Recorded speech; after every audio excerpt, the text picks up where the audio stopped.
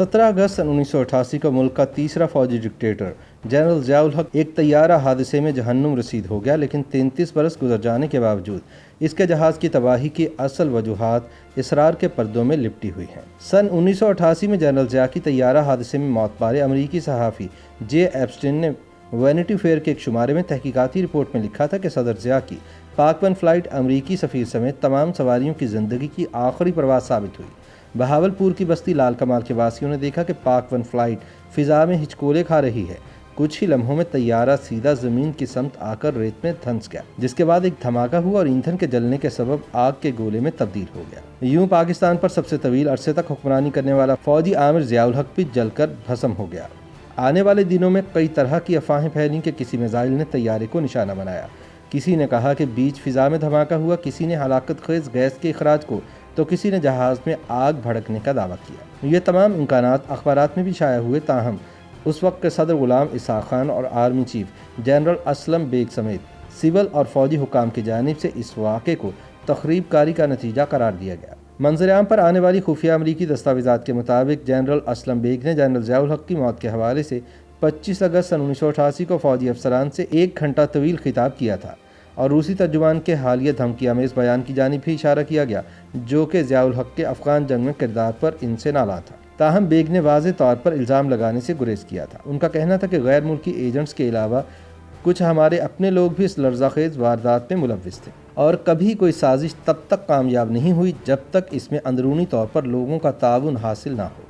तैयारा हादसे के फ़ौरन बाद तहकीकात का आगाज़ कर दिया गया था। 19 अगस्त को अमरीकी स्टेट डिपार्टमेंट ने ऐलान किया था कि क्रैश की वजूहात जानने के लिए उन्होंने इस्लामाबाद की मुआवनत करने के लिए टीम तश्कील दे दी है, जिसके बाद 6 रुकनी टीम 22 अगस्त को पाकिस्तान पहुंची और इसे हादसे के मुकाम पर ले जाया गया, जिसको फ़ौजी अहलकारों ने वाक़े के फ़ौरी बाद महफूज कर दिया था। 23 अगस्त सन 1988 को डॉन अखबार में शाया होने वाली रिपोर्ट के मुताबिक गैर मुल्की और मुकामी माहिरीन की समझ में ये बात नहीं आ रही थी कि किस तरह एक ऐसे तैयारे में जिसे बहावलपुर आमद के बाद और रवानगी से कबल 14 तकनीकी माहिरीन ने चेक किया हो, उसमें ख़राबी पैदा हो सकती है, जिसके बाद जहाज़ के टुकड़े टेस्ट के लिए अमरीका भी ले जाए गए। जनरल ज़ियाउल हक की मौत पर लिखे गए मोहम्मद हनीफ के शोहरा आफाक नावल में आमों की पेटियों को मरकज़ी किरदार के तौर पर ज़ाहिर किया गया, जो बहावलपुर में मरहूम सदर को बतौर तोहफ़ा दी गई थी। जनरल ज़ियाउल हक को तोहफ़ा देने वाले मुतादिद अफराद, जिनमें बहावलपुर के मेयर और एक सूबाई वज़ीर भी शामिल थे, तफ्तीश के लिए 8 घंटे तक पुलिस की हिरासत में रहे। BBC की एक रिपोर्ट के मुताबिक ज़मीनी अमले समेत दीगर 80 अफराद को भी तफ्तीश के लिए हिरासत में लिया गया, जबकि विंग कमांडर मशहूद हसन और फ़्लाइट लेफ्टिनेंट साजिद के लवाहकीन से भी तहकीकात की गई, जिसके बाद दोनों बेगुनाह करार पाए। कैप्टन मशहूद को एक ऐसा पायलट समझा जाता था जिसके साथ सफ़र करना जनरल ज़ियाउल हक काफ़ी पसंद करते थे। 365 सफ़ात पर मुश्तमिल इस तैयारा हादसे की सुर्ख जिल्द वाली तकनीकी रिपोर्ट काबीना के इजलास में 16 अक्टूबर सन 1988 को सदर गुलाम इसहाक खान के सामने पेश की गई। ये air commodore Abbas H Mirza की सरबराही में बोर्ड ऑफ इंक्वायरी ने तैयार की थी और इसमें ग्रुप कैप्टन सबाहत अली खान और ग्रुप कैप्टन ज़हीरुल हसन ज़ैदी और अमरीकी तकनीकी और हवाबाजी माहिरीन की एक टीम भी शामिल थी। रिपोर्ट के मुताबिक मलबे के जायजे से वाज़ेह हुआ कि तैयारा हवा में बिखरा नहीं था, इसे किसी मिसाइल से निशाना नहीं बनाया गया था और ना ही तैयारे के अंदर आग लगी थी। जो इकलौता पोस्टमार्टम किया गया था वह अमरीकी ब्रिगेडियर वैसम का था, क्योंकि सिर्फ उसी का जिस्म इस काबिल था कि उसका पोस्टमार्टम किया जाता। बाकी तमाम लोग जलकर भस्म हो गए थे। अमरीकी ब्रिगेडियर की सांस की नाली में कोई राख या कार्बन के ज़रात बरामद नहीं हुए, जिसका मतलब था कि वह तैयारा गिरने से लगने वाली आग से पहले ही हलाक हो चुका था। बरकी निज़ाम की खराबी का कोई भी सबूत नहीं मिला। प्रोपेलर ब्लेड्स की हालत से वाज़ेह था कि इंजन पूरी रफ्तार से काम कर रहे थे। तमाम बरकी निज़ाम और ईंधन के पंप नॉर्मल अंदाज में काम कर रहे थे।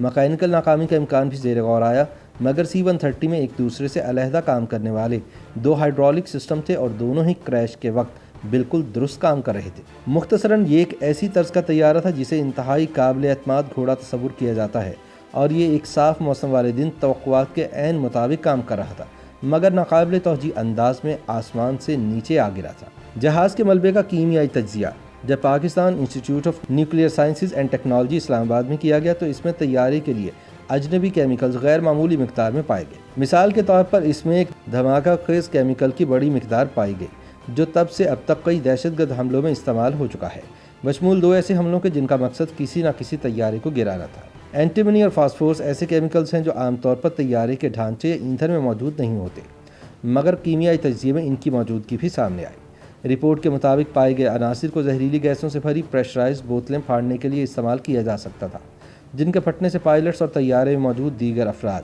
جزوی طور پر یا مکمل طور پر بے جان ہو سکتے تھے۔